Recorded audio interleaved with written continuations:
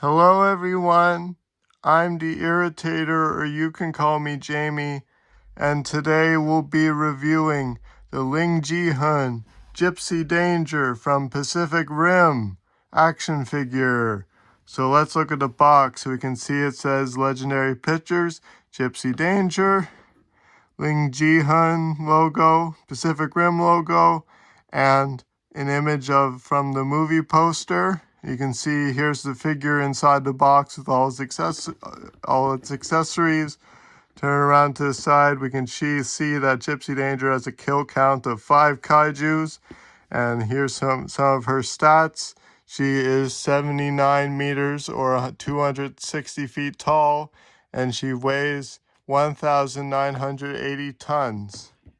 Flipping the box around to the back, we can see some images of the figure. We got that iconic pose with the fist in the palm. We got an image of the plasma cannon. We got an image of the shipping crates being held.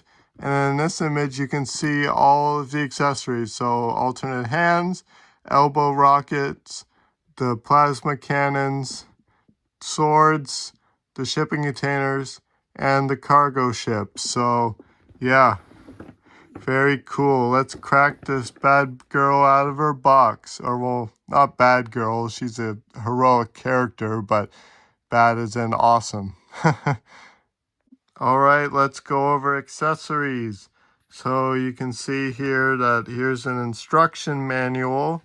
So unfortunately, it's just in Chinese, so I don't know what the word's saying, but by the pictures, I can deduce that all you gotta do is pull the back panel off and use a screwdriver to unscrew the battery pack, and then you put in 3 LR621 batteries, and to turn on the light up feature, you tap the cargo ship on the back and the feature will light up. So you can see it comes with it comes with 3 batteries here and a screwdriver. So that's really cool. We'll definitely set up the light up feature later.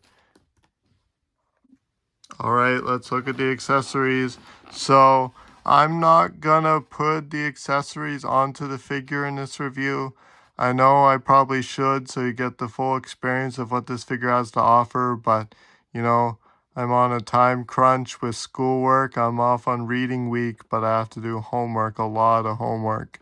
So I don't really have time to do a million different accessory swaps. So instead, I'm gonna show you all the accessories, then I'm gonna do articulation and a light up feature, and then that'll be the end of this review.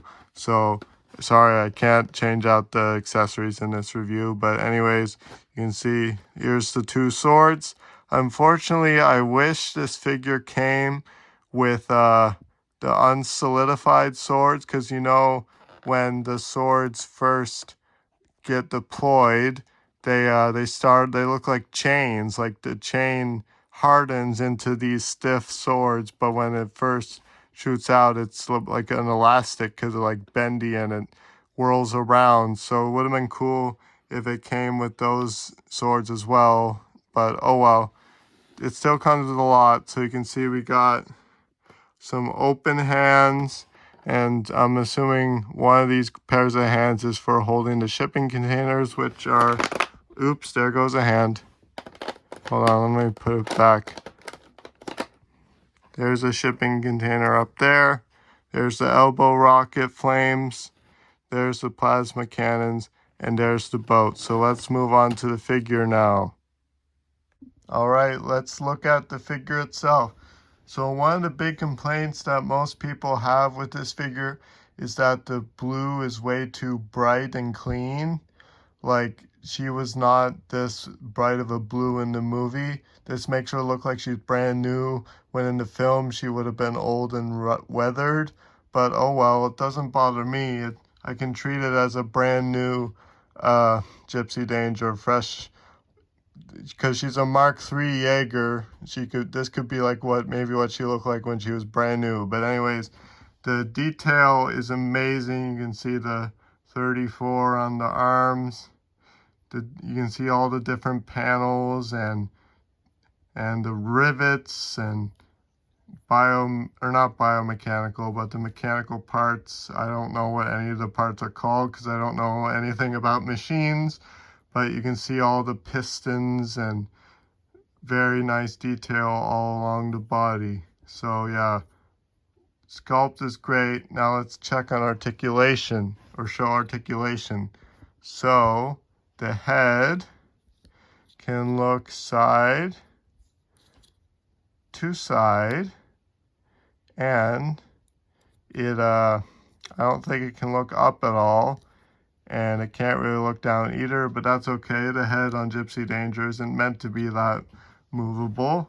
And then coming down to the arms, this is one of the big complaints most people have with this figure, is that they don't like how the arm joint looks, like it's all that joint mechanisms exposed, which is kind of strange looking, but anyways, it's okay. It doesn't really bother me that much. So you can see you can move the shoulder piece, and then the arms. Okay, I'm scared I'm gonna snap these things on fins on the top here, but you can put the arm all the way up to here. You can go 360, but again, I don't want to break this panel or fin or whatever it's called back here. But yeah, see the arm can go up really, really far. And then you can see there's is that double, oh god, is that double jointed elbow? No, it's not double jointed, but you can get it to bend 90 degrees. And then you can see, moving down to the rest of the arm, you can see that the hand is on a ball joint. So it can go in and out, and it can spin. And then something really cool about this figure is that wait, how do you do it? There's something moving a certain part makes these two panels here move, but I don't know what it is exactly, like what is the articulation, because I've seen other people's review of this figure and they're able to get these to move, but I don't know how to do that. So I'm just gonna assume that let me know what you guys think how to do it in the comments down below. But yeah, the arm articulation is good. So then coming down to the chest, we can twist side to side, lean side to side slightly, and then in the waist we can crunch forward and back. Moving down to the legs, we can kick forward this much, we can kick backwards this much. A nice, really cool piston knees. Very, very cool. You can see it can bend, the knee can bend that far back, or the leg can bend that far back. You can hear the nice ratchet joints. That's cool. Yeah, and the feet can swivel and then go up like this. And then, yeah, that's it for articulation. So yeah, now let's get the articulation's good. I know it looks like it's limited, but it's really not. It's just that the figure is brand new, so I'm being careful not to break anything yet. But now let's move on to the light up feature, and then we'll do size comparisons.